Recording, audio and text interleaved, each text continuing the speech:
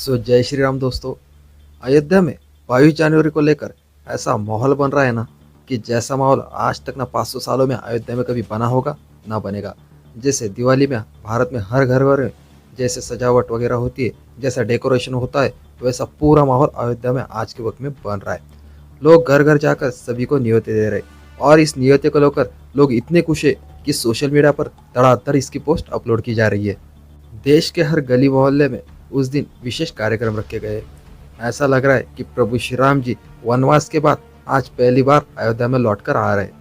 लोग बिना मांगे ही मंदिर में दान कर रहे। यूपी में उस दिन डायरेक्टली गवर्नमेंटल छुट्टी जो है वो डिक्लेयर कर दी गई है। वैसे मैं अयोध्या से काफी ज्यादा दूर रहता हूँ, लेकिन मेरे आसपास में एक भी ऐसा इंसान नहीं होगा जिसके मन में उस दिन को लेकर उत्सुकता ना हो। जहाँ पर 100 करोड़ हिंदुओं की जो खुशियाँ है वो 7वें आसमान पर है, वही भारत में दूसरी जो सबसे बड़ी अपोजिशन में बैठी पार्टी है उसने मंदिर के ट्रस्ट से मिले निवेदकों को डायरेक्टली ठुकरा दिया है। सोनिया गांधी और मल्लिकार्जुन खड़गे अयोध्या नहीं जाएंगे। कांग्रेस पार्टी ने राम मंदिर का न्योता ठुकरा दिया है। जहाँ पर हमारे इंडिया के जो आम आदमी है वो मंदिर के पुजारी से मिले या फिर कोई अपने रिलेटिव से वगैरह मिले, जो न्योता मिला है उससे इतने ज्यादा खुश है कि पूछो ही मत। और वहाँ पर यह अपोजिशन में बैठी कांग्रेस की पार्टी मल्लिकार्जुन खड़गे, सोनिया गांधी, इन्होंने डायरेक्टली मंदिर के ट्रस्ट से मिले ही जो नियोता है उसी को डायरेक्टली ठुकरा दिया है। इसके ऊपर जब इनसे सवाल पूछे गए तो इन्होंने कहा कि आस्था जो है वो लोगों का निजी विषय है, इसके जरिए हम पॉलिटिक्स नहीं करना चाहते। और बीजेपी और आरएसएस जो है इसके जरिए लोगों के साथ पॉलिटिक्स करना चाहती है।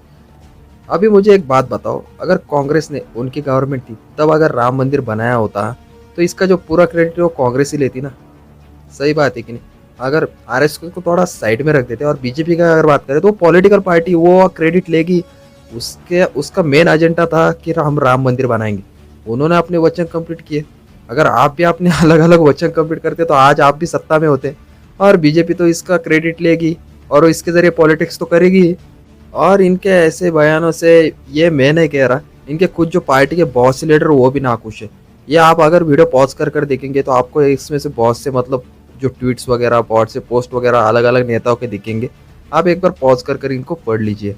मेरा दिल टूट गया है और इस फैसले से करोड़ों कांग्रेस के कार्यकर्ताओं का दिल टूटा है। और ये प्राण प्रतिष्ठा का जो कार्यक्रम है उसका बहिष्कार करने वाले ये सिर्फ कांग्रेस पार्टी नहीं, अभी समाजवादी के जो अखिलेश यादव उन्होंने भी कहा कि मुझे जो मतलब प्राण प्रतिष्ठा का जो भी न्योता देने आया था वो कोई एरा गहरा नेता आ गया था, इसलिए मैंने उसे ठुकरा दिया, मैं भी प्राण प्रतिष्ठा कार्यक्रम में नहीं जाऊंगा। मतलब इनका कहना है कि इनको अगर प्राण प्रतिष्ठा कार्यक्रम में आना है तो इनको डायरेक्ट जो बाइडेन जो है वो आकर इनको प्राण प्रतिष्ठा का जो नियत है वो उनके हाथ में थमाएंगे।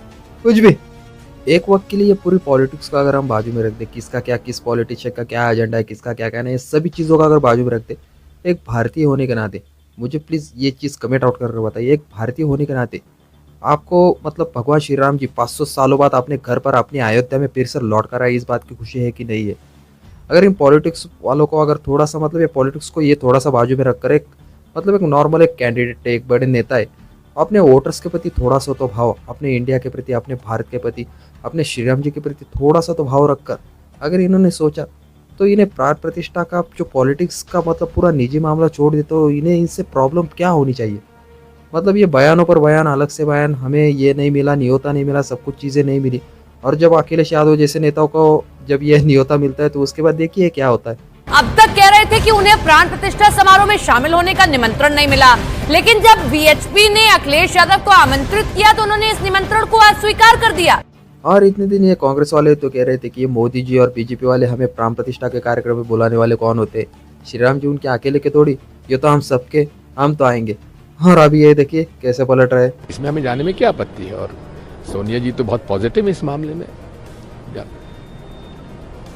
निमंत्रण मिला है, या तो वो जाएंगी या डेलीगेशन हमारा जाएगा। ऐसे हम धार्मिक आयोजनों का राजनीतिक करने का हम उसका विरोध करते हैं, इसलिए हम उसमें शामिल नहीं हो रहे हैं। और यही असलियत होती है पॉलिटिशियंस की। चुनाव आने से पहले पूरे मंदिर में जाकर भटकेंगे, सभी मंदिर में जाकर अभिषेक वगैरह करवाएंगे, वहाँ पर दान धर्म करेंगे, लोगों को उन भगवानों के बारे में अच्छी बातें कहेंगे। और जब चुनाव खत्म हो जाते, अगर इनकी सत्ता आए या ना आए, फिर उसके बाद तो ये डायरेक्टली भगवान के ऊपर तू तड़ंग की भाषा करेंगे, उन्हें बुरा कहेंगे। अगर यकीन नहीं होता तो उसके बारे में मैंने डिटेल में इस वीडियो में बताया, जिसका लिंक जो मैं डिस्क्रिप्शन बॉक्स में डाल दूंगा। आप चेक कर लीजिए और आप लोग देख लीजिए इन जो नेताओं की असलियत है वो क्या होती है। और किसी ने बिल्कुल सही कहा है, एक बार राक्षस की नीयत बदल सकती है, लेकिन इन नेताओं की नीयत जो बिल्कुल नहीं बदल सकती। इनको इनके फायदे के अलावा कुछ भी लेना नहीं होता। लोगों के इमोशन से खेलना इनके तो बाएं हाथ का खेल है। लोगों की भावनाओं से खेलना, लोगों की आस्थाओं से खेलना इनके लिए कुछ भी लेना नहीं। इनका सिर्फ एक ही सपना रहता है कि हमारी पार्टी का जो है वो सत्ता इस भारत में टिकी रहे। और ऐसे चीज़ों का अगर आप पॉलिटिक्स करेंगे ना, तो कांग्रेस का तो मुझे लगता है ये इतने भी जो हिंदू वोटर्स है उनका तो उनके तरफ से वोट कटने वाला है। क्योंकि बहिष्कार करो आप किसी भी चीज़ का, अलग चीज़ का करो, ये कौन सा बहिष्कार लेकर बैठ गया कि राम मंदिर में ना जाने का बहिष्कार। मतलब बाय कॉन्ट्रेक्ट में आप कुछ अलग ही ला रहे हो जो चलने वाला भी नहीं है। और मुझे तो लगता है कि बीजेपी अगर इस चीज़ का पॉलिटिक्स कर रही है तो वो सही कर रही, क्योंकि आप ऐसी चीज़ें लोगों की आस्थाओं पर आप सवाल उठाने लगोगे तो लोग मतलब आपकी जो अपोजिशन है वो उसका तो पॉलिटिक्स करेंगी और उसका ये इतना भव्य दिव्य राम मंदिर बना उसका क्रेडिट तो लेगी। आई होप कि आप सभी को ये वीडियो अच्छा लगा होगा। वीडियो अच्छा लगे तो वीडियो को लाइक कीजिए। और जो इन्होंने तू तड़ंग की भाषा की है उसके बारे में जो मैंने डिटेल में वीडियो बताया उसका लिंक जो मैं डिस्क्रिप्शन बॉक्स में डाल दूंगा। इनकी असलियत का है उस वीडियो से भी आपको अच्छी तरह से पता चल जाएगी। And thanks for watching.